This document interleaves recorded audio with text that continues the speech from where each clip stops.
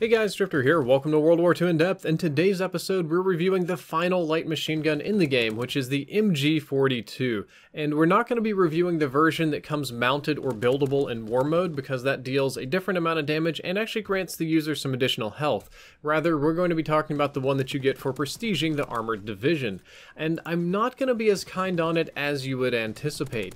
The damage is 30 up close, decreasing to 24 at a distance, meaning that it's a 4 to 5 shot kill weapon, which is a little bit low for light machine guns. It's kind of similar to the MG15 in that regard, and the headshot damage is 1.1x, which means that headshots would help at long range if the 4-shot kill range wasn't 190 meters, which has to be some kind of a joke, because I don't even think the maps in World War II are 190 meters across, at least not all of them, so you're literally cross-mapping people plus to get a 5-shot kill, though if by some strange event you shoot somebody all the way across a war map and you get a couple of headshots in there, it could help, I guess, but it's basically an infinite 4-shot kill range weapon like the MG15. Rate of fire is 652 rounds per minute, with rapid fire increasing it up to just about 700, and this is a little bit slower than the MG15. We're going to be comparing it to the MG15 a lot today, as you can tell, but this is about 50 to 30 RPM slower on average, depending on which rate of fire you want to look at, but it is very, very similar all the same, and because of that, your time to kill is going to be comparable to most assault rifles. This is going to be right up there with the BAR, the STG. It's going to be a little bit slower than the Johnson, but it'll be kind of up there with the carbine and other things like that, and it'll also compete with light machine guns, but probably not subs up close. The MG42 will usually trade even with other assault rifles, though it does have some other advantages with it, such as the recoil is low to moderate. It shakes a bit at long range, and I did have some long range difficulty with it, and the muzzle flash is a little bit annoying as well, but the recoil is low enough to where I can laser people at close range, at medium range, and even kind of like medium long range. Very, very easy to control weapon, and it feels very good too. It has a subjective handling sound overall kind of feel to it, and I think that's the reason a lot of people like it. The iron sights are on the better side of things, but they are a little bit blocky on top. They have this sort of upside down triangle or chevron type shape with a little bitty V-notch in the top, and I find that very easy to aim with, at least easy to acquire targets with.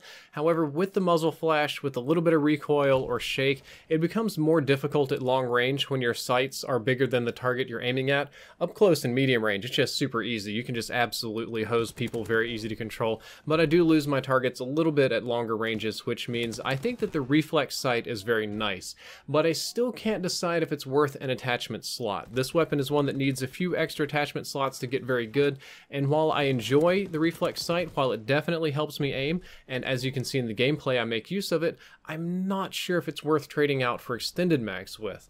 And the MG42's hipfire is almost as good as the MG15, just a little bit on the slower side. It has mathematically the same width and box properties as the MG15, which is quite tight and quite good, and it works quite well with steady aim. You can really shock some people with steady aim and use it like an alternative SMG or an alternative shotgun for that matter.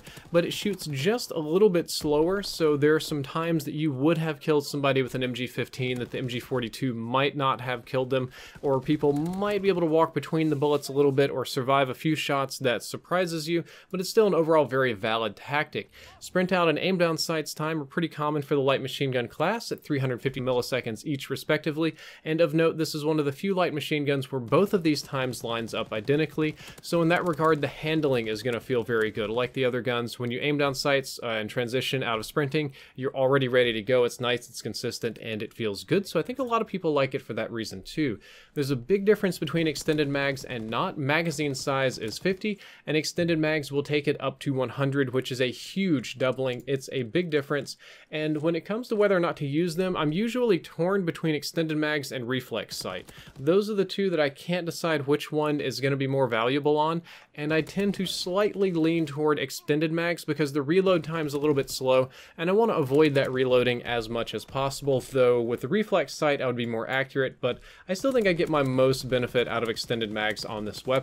Reload time is 5.2 seconds with a hustle reload of 3.38, which statistically speaking is the same as the GPMG, but for whatever reason with the reload animation it doesn't bother me as much, but it's still quite a lot of downtime, and I highly recommend using the bipod deploy bug glitch feature thing to reload it very, very quickly. We're rapidly approaching the end of the episode, and you're probably asking yourself, did Drifter get lazy? Did he just not like this weapon? Did he not want to talk about it? Unfortunately, compared to the MG15, which was a very recent review, there's not as much to talk about because they're very, very similar statistically. And the MG42 is by no means bad, but is it really better than the MG15, which is the question you need to ask yourself when you're using it. I don't think the iron sights are quite as easy to use in my opinion. It shoots a little bit slower, therefore the time to kill is going to be a little bit slower. I think the recoil overall is probably lesser than the MG15, but I'm not sure if that compensates for the overall lower rate of fire and slightly slower handling and slightly slower reload time. I feel that the MG15 is an incredibly similar weapon that statistically dominates it in just a few points and therefore makes it a better choice in almost every way, except of course the extended mag bonus is a little bit smaller. So when it comes to me, I'm probably just going to use the MG15 all the time and let the MG42 go. Again, I don't think the MG42 is a terrible gun, quite the opposite actually. It's quite a good gun and you can do a lot of good work with it, but at the end of the day, why take one that's just not as good as another? MG15 is just better in most of the important ways. If you are going to run the MG42, I have a very simple, straightforward setup for you. I recommend armored, primed, so you can get multiple attachments, quick draw and steady aim so that your up close lethality and overall handling is a little bit faster, and finally extended mags. Nothing like having a 100-round magazine, especially on a gun that reloads slowly, and I think if you run it like this, you will get the most utility out of it. Guys, that is all for this in-depth episode. I hope you enjoyed it. I hope you learned something useful. If you did, don't forget to like, favorite, and subscribe, and we'll be moving into pistols and some alternative weapons next. Drifter out. If you want all the weapon stats for World War II in your pocket to go, then look no further than the Ultimate Utility app by Brass Monkey. It's available on iOS and Android. There are links in the description, or you can just search for it in the App Store.